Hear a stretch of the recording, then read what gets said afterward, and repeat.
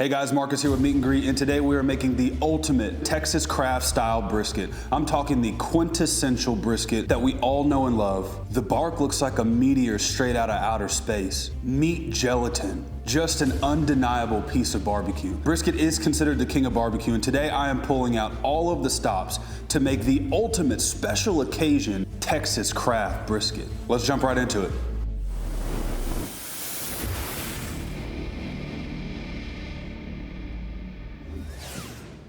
Now, every now and again, the stars align just right, and you find yourself in an interesting scenario. You find yourself the resident brisket cook.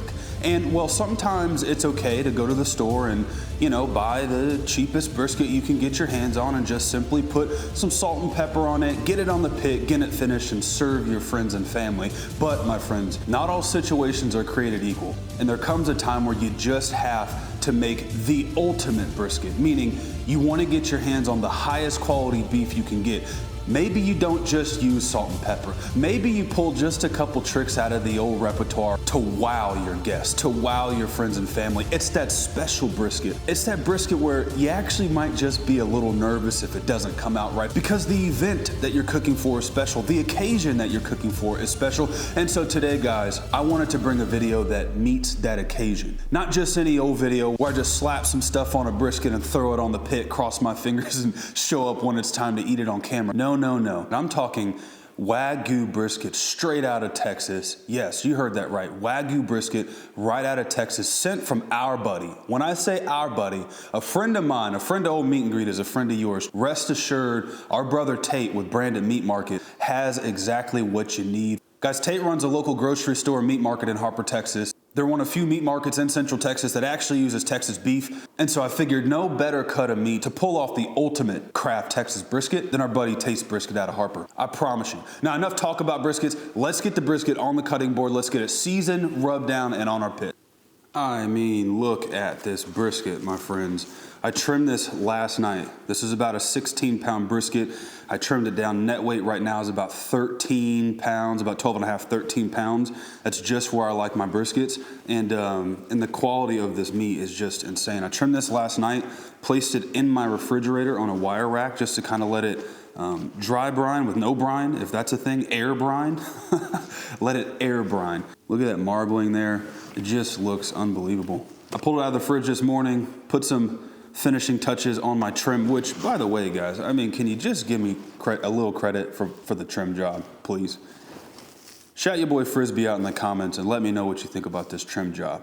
If you want to know how I trim briskets like this, I have a dedicated How to Trim a Brisket masterclass. And I say this with as much humility as humanly possible, truly, but it is a masterclass. Guys, I have trimmed hundreds and hundreds of briskets. I'm not just some random guy in his backyard botching a bunch of barbecue. I am a true fan of barbecue, and I've been doing it for a good chunk of time. So I say all that. It's worth watching the video. I promise you'll take a tip or two away. Okay, let's jump into this. Now, in order to make an epic brisket that meets the epic occasion you might have found yourself in, you gotta do a few things. You gotta build a proper bark on your brisket. You have to render the intermuscular and topical fat, and you gotta cook two separate cuts of meat, the point and the lean, at the same time. And so in order to pull all of this off successfully and check the box of, hey, I made an epic brisket, it all starts with the rub.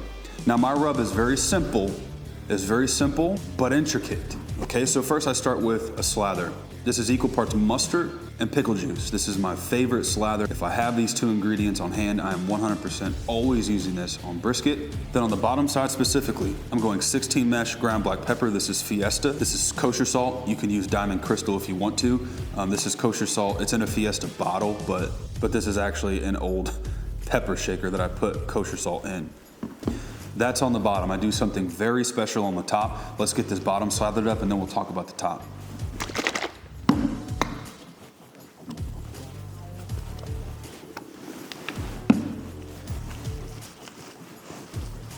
A little goes a long way, my friends, so do not get carried away with the slather. I know it's tempting, but don't do it. Now, I'm not super worried about the bottom, to be honest with you guys. I just hit it with enough salt and pepper to check the box. You don't need to get carried away with seasoning the bottom, mainly because if you've cooked enough briskets, then you know that when you get to the end of a brisket cook and you're serving the brisket, if you just look underneath, a lot of times there's no real bark underneath, and yeah, there's some pepper and there's some salt that's still kind of clinging on, but it's nowhere near the amount of bark that sets on the top side. So frankly, for me, I just kind of do this as a formality, and then I spend all my time, care, love, and attention on the top side.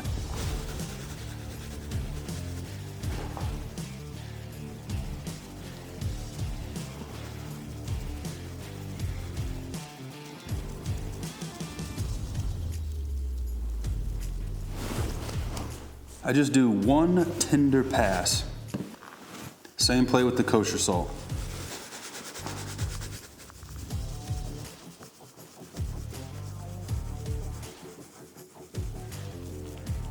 My goodness, this looks beautiful. Now guys, something I like to keep in mind when I'm seasoning the bottom first. As you saw, I season the bottom first and then I flip it over and season the presentation side last. Don't take this bottom side for granted, meaning seasonings come out of shakers different every single time you use it. I know it's like a weird thing. I could have this same shaker with the same salt in here for 1 year, and every time I use it, it just falls out a little differently. I don't know what the science is behind it, but that's just what happens. And so for me, it's important on this bottom side to really take my time, get my hand in the motion of what I'm trying to do, see how my seasoning's falling out, because this next side is really important. So don't take this bottom side for granted. This is a beautifully seasoned bottom side of a brisket. Let's flip and show the presentation side some love. Top side's gonna get the same slather, same pepper, same salt, but the difference on the top side is this one ingredient. If you're trying to pull off the ultimate brisket, like an epic Texas craft brisket, get your hands on this. This is Brisket Booster. Yours truly made this over 2 years, over 24 months. I formulated this rub specifically for brisket. I could have easily thrown some coarse black pepper in here, removed a couple very expensive ingredients, and just called this an all-purpose beef rub, but I didn't. This is specifically formulated for brisket. If you don't have Brisket Booster, that is okay. Go grab a Lowry's, go grab a Seasonal out of your cabinet, but if you wanna pull off the ultimate craft Texas brisket, you gotta incorporate just a little something extra. Same play on the top, my friends. Mustard, pepper, salt, Brisket Booster, in that order. On the bottom side, I did 1 pass of pepper. On the top side, I do 2 passes of pepper.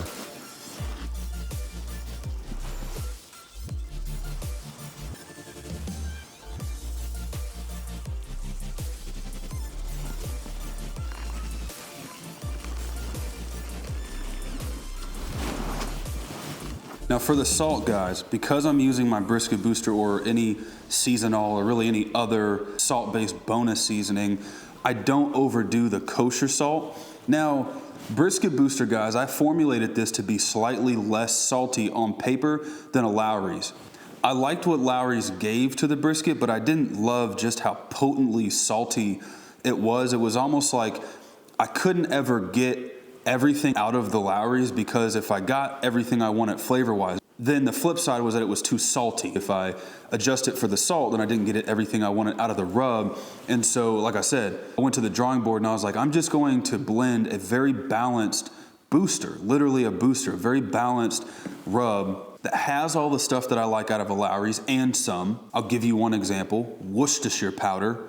Yes, Worcestershire powder is an expensive powder that I put in this, and it is delicious. It gives this very umami flavor on the front with a kind of an interesting sweetness on the back. If you get it, just taste it, pinch it, put it on your tongue. I promise you, you're gonna taste a little bit of that white pepper, you're gonna taste some of those forward, bold flavors, and then once it settles out, it's gonna be sweet. You're gonna be like, this is kind of sweet, it's interesting. It's amazing on brisket. It's not a hard sell. Frankly, I've just never really formally taken the time to talk about this. I did do a brisket masterclass where I touched on it briefly, but I've never really explained truly what's happening inside of this rub and how to do it on a brisket. So anyways, pepper's laid, and then I just do 1 pass of kosher salt. And I'm just getting enough to check the eye, give a little bit of a base salt on top, and then I'm gonna go heavy with my Brisket Booster.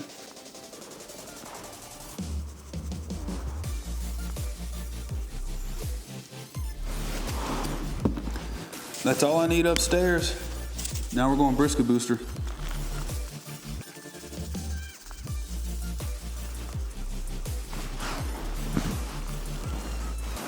On the sides, I just do pepper and Brisket Booster.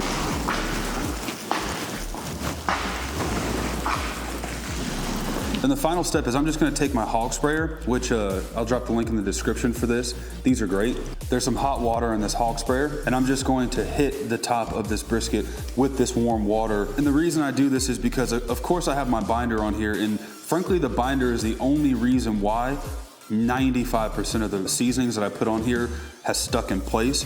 But the second that I tip this brisket over, a lot of that stuff's gonna fall out, and I don't want that to happen. So I'm going to set the rub into the binder, and what that's going to do is it's gonna conjoin everything, make it one. And in my opinion, I found this makes for the best bark.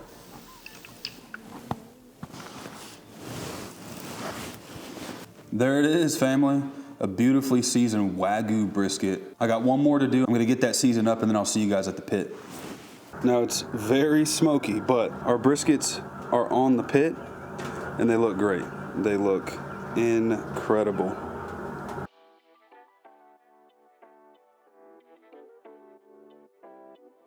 The briskets have been on for exactly 4 hours on the dot. Let me get up tight on this. Look at that bark. Wow, look at that. We're getting the color that we want, and now that fat's gonna really start to render. Now my approach today with this cook is I want it to, aside from my water pan, not introduce any third-party water for the first 4 hours of this cook. I wanted that bark to really dry out, really start to solidify, and it did. The bark's looking incredible. Now what I'm going to do, I'm just gonna give these briskets really one major spray. What's gonna happen, guys, is this brisket's gonna remain dry for the first 3 to 5 hours. And then out of nowhere, it's just gonna start to pump out tons and tons of moisture and fat as it gets closer to the stall. I can tell that it's starting that process of pumping out a lot of that moisture, but it's not totally there yet. It's close, but it's not there. So I kind of have one last chance to introduce a third-party moisture before I don't need to do it anymore. And I don't need to do it because it's gonna start to pump out its own moisture. So anyways, guys, I'm just gonna hit these briskets of moisture. And that's it, that's all it takes. If you're curious, that spray in there, that concoction is equal parts apple cider vinegar and water. I just topped it off with just enough Worcestershire sauce to give it a dark color and a little bit of that flavor. Now it is possible to get carried away with that Worcestershire sauce, guys. There's a lot of salt in that, so you don't need to go crazy. Don't add a bunch in there, but just enough to make a difference. Just wrapped up the first and likely the only spritz of the cook. 4 hours in, as noted before, got the door closed down. Temperature is climbing past 250. It's gonna settle at about 275, and that's where I'm gonna finish this cookout, at least for the next probably 3+ hours or so. I'm gonna start to climb closer to 300 degrees in the last hour to hour and a half of the cook, but for now, I'm just gonna settle in right at 275. So as a recap, for that first hour, I rolled at about 200, real dirty smoke as I built my fire. Then I inched closer to 220, then 225. Then I cooked for the majority of the last 4 hours at 250. Now I'm just gonna push, see it's climbing, you can see that in real time. Now I'm just gonna push to 275 and I'm gonna settle in right there for the majority of this cook. I was at Franklin's one time with my wife, and actually we were first in line. I think we got there at like 4 or something in the morning. Me just being a barbecue nerd and begging my wife to come along with me to Franklin's at some wee hour of the morning. But we were there, and of course, because I'm a barbecue nerd, I was trying to glean as much information as humanly possible while I was the only one in line, looking through the window, watching all of the staff kind of do their thing as they're getting ready for service that day. And when I was looking through the window right before sunlight, I remember the sun was kind of coming out, but it wasn't really, and I was looking through the window and I saw a dude behind the service counter, and this girl was carting out a speed rack of briskets, and he was reaching into the speed rack, grabbing briskets, and he was unwrapping the butcher paper, taking a ladle, dipping the ladle into what looked like a steam table full of what I guess was beef tallow from the looks of it, and he was taking a ladle, pouring the beef tallow over the brisket, wrapping it back up and putting it on the speed rack. Now, again, I don't totally remember, but I think Franklin's service starts at either 10 or 11 in the morning. So if I saw him doing this at, let's call it 5:30, 6 o'clock in the morning, service is at 11, there's a solid 4, 5, 6 hours somewhere in there that Franklin uses beef tallow prior to service. Now again, I've not ran pits at Franklin's. I don't know what they do at Franklin, so I'm not sure if they use beef tallow or introduce beef tallow anywhere prior to that, but I do know with like 100% certainty that I saw them ladle beef tallow over the totally cooked briskets about 4 to 6 hours before service. Why am I telling you all that? I like to use it. At minimum, I like to make it and keep it. But again, my friends, we are making the ultimate, the most succulent brisket that we can possibly make for the occasion that you found yourself in. So we will be making beef tallow. We will be using beef tallow on our brisket. So here's how I like to make beef tallow. This is my preferred method. You see a lot of people tell you to separate the meat from the fat, take the fat, throw it through a grinder, get it real fine, put it on a pan, put it on the smoker, cook it down. One, I have zero desire to pull a grinder out. If you've used a grinder, it's just a headache. Two, I find that the smoker's not hot enough for long enough to really get the maximum amount of fat out of the tallow. So I have come to realize that a slow cooker does the job perfectly. I've done it on the smoker, I've done it on the stove, I've done it on a slow cooker, and a freaking crock pot knocks it out of the park on the highest setting. So again, guys, all I do is I just separate the meat from the fat. I'm not worried about being perfect. I'm just trying to get as much fat as I can. And then I just cube the fat up. This wagyu fat feels insane. That's gonna be nuts. But that's all I do. I just run the same play. Separate the meat from the fat, drop it in the slow cooker, set on the highest setting, and I run this until my brisket's done or until the fat is just totally burnt up and golden brown. That's about the max that you wanna run it. And then later I'll show you guys what I do with this tallow.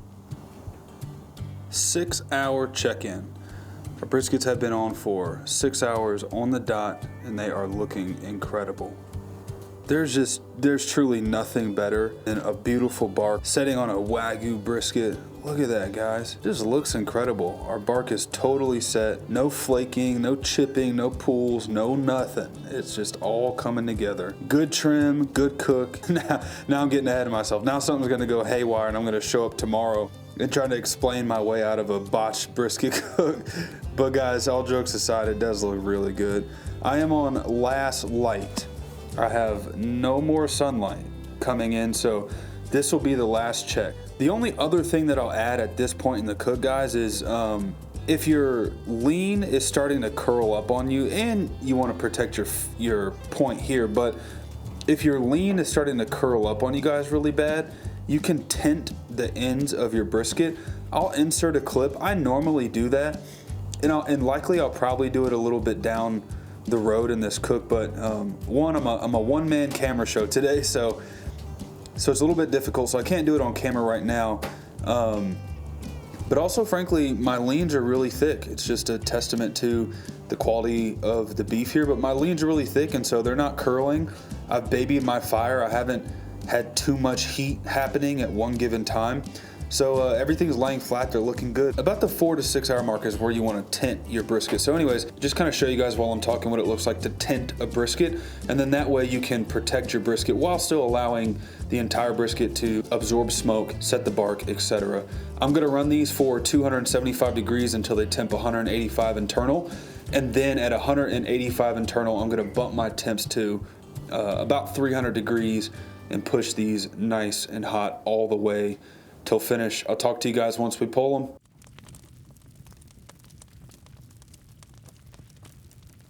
All right, friends, we are in the fourth quarter. It is it is exactly 10:34.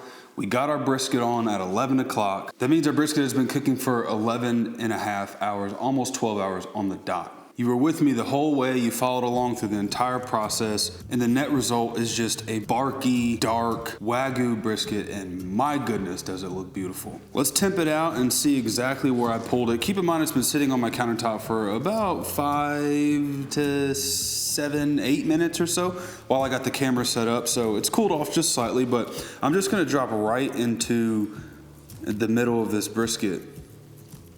We are temping at 195 on the dot. It is just feeling tender all the way around. The lean is feeling nice and tender. The point's feeling nice and tender. Our bark is just super crunchy, crispy bark. So from here, the play is pretty simple. I'm gonna wrap these in foil and stick them in my warmer. If you don't have a warmer, you can use a cooler, you can use your oven set to 170 degrees. If you want a more thorough review on how to rest briskets, then go watch my How to Smoke a Brisket Masterclass, where I dive super deep into all these topics, and you can see the different kind of options and ways to rest a brisket. But for this one, I pulled this at 195. It feels tender all the way around. I didn't see any reason to take this to 200 or 203 or really anywhere past that. It's gonna be overdone. So all I'm gonna do is get this in the foil. I'm gonna drop about a cup of rendered Wagyu beef tallow on top of this brisket in the foil. I'm gonna leave it on my countertop for an hour and a half until it rests down to about 140, 150 degrees, and then I'll stick it in my warmer. My warmer is gonna be set at 140 degrees right on the dot, and I'm just gonna hold this brisket for 8 to 12 hours, really through the night as I wake up tomorrow and slice this beautiful brisket. Let's get it wrapped up in the warmer, and I'll see you guys in the morning.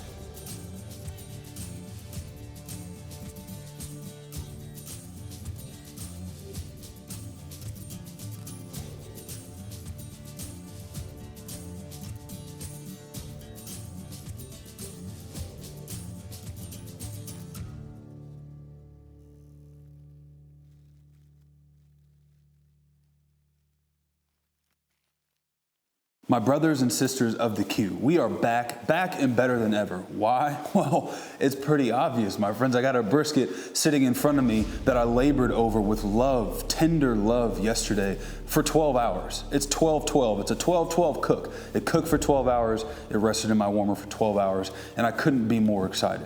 The party barn smells like a barbecue restaurant, and it's waking all of my senses. I don't want to torture myself. I certainly don't want to torture you. So before we jump directly into just eating this brisket, let's do a very quick recap of our ultimate Craft Texas brisket, the special occasion Craft Texas brisket, the one that you pull out of the back pocket when you have all the time in the world and all the love and all the patience and all the ingredients and all the stars align. And right now, in this moment, you've been tasked with producing one of the greatest bites that your friends and family will put onto their delicate palate for the day that has dawned.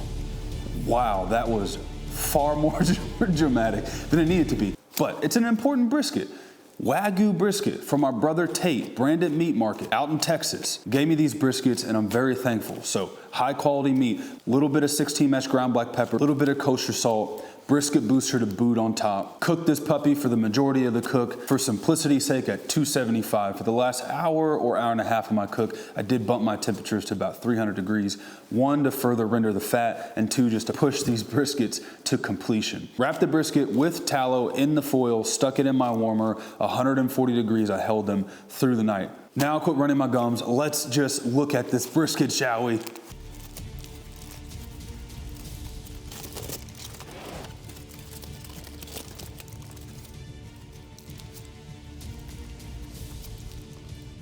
My goodness.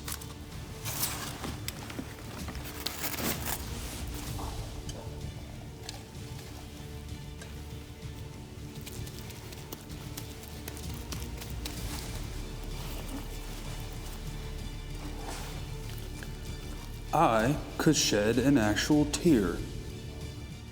What in the world? Look at this brisket. Look at the jiggle. Oh man. Let's do it.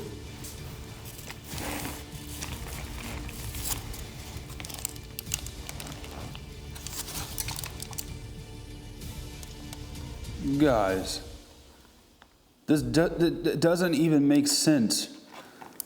The trim, I mean, it's just like you can't even tell the lean from the point because of the trim. It's just totally level across the board. This is what you want a brisket to look like. Okay, I just can't wait any longer.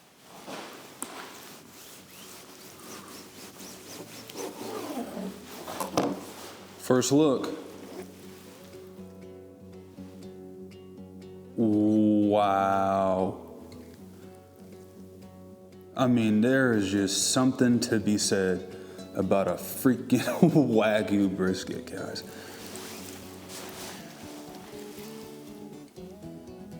Right in the middle of that, where the point meets the flat, that's gonna be so good. Look at the jiggle.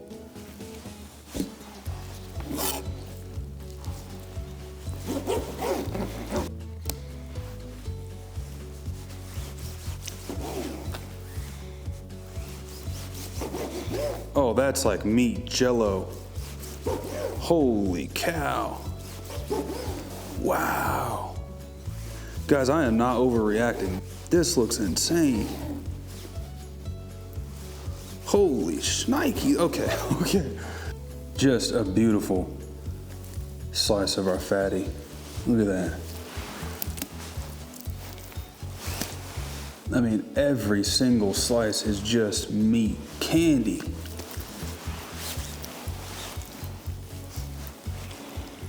A little burnt in. Don't mind if I do. Gotta go for a burnt end first. Wow. That might, oh. Oh, whoa. Guys, that's like I'm not just saying this for the camera, that I don't eat, whoa. The brisket's got me tongue tied. I don't eat wagyu really ever. And to be totally honest with you guys, I don't always love wagyu. This though is the best bite mouthfeel of brisket I've ever had, truly. It is like coating my entire mouth, but it's not overpowering. And look at how this is rendered down. Look at how that's rendered, guys. Just the right amount of fat cap on top. That is an insane bite of meat right there. Totally insane.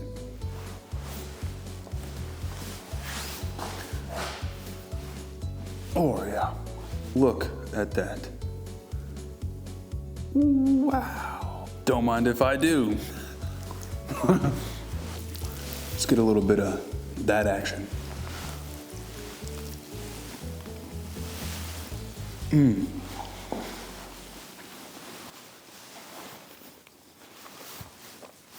Hands down, best brisket I've ever made, without a shadow of a doubt.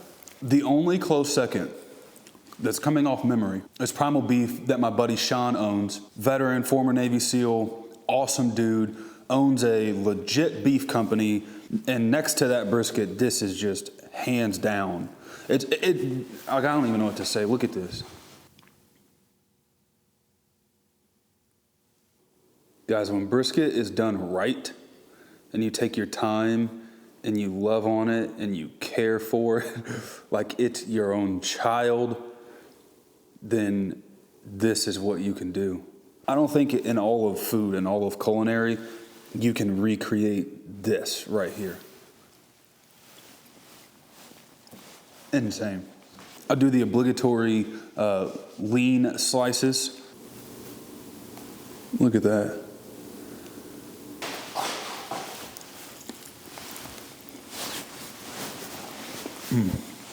Oh man. If you have a special occasion and you want folks to be blown away, guys, I have smoked hundreds, literally hundreds of briskets over the past 15 years. I have eaten at a lot of top Texas barbecue restaurants. I've hung out with pit masters in the wee hours of the morning. talking about brisket, testing things with brisket. And I say this because it is very rare that I am this taken back by beef. Now, I'm not gonna sell myself short. I'm not gonna do that because I just pulled off a textbook clinic brisket cook. If you wanna know how I did this at the most fundamental, granular level, I'll link my How to Smoke a Brisket masterclass. I have options for you. I have a How to Trim a Brisket masterclass and a How to Smoke a Brisket masterclass separate. The trim is 40 minutes. The cook is an hour and a half. That's how long the videos are. I also have both videos combined. You pick your poison. However you skin the cat. It is the most detailed instructional on all things brisket, I think, in the entire ether. I think on the entire internet, and I feel comfortable saying that because it's for free. And I say this humbly, but go find me a better tutorial that's for free, and I don't know what I'll do other than probably like it and then comment on it and then subscribe to whoever that is. But I say all this to say, guys, you don't have to have question marks about how I did this. I'll teach it to you step by step. I hope you enjoyed this video. Your support on this channel means everything to me, truly it does. If you got something out of this video, please, would you just give me a subscription? Throw your boy Frisbee a bone. Love you guys, as always. Big Frizz, meet and greet, over and out.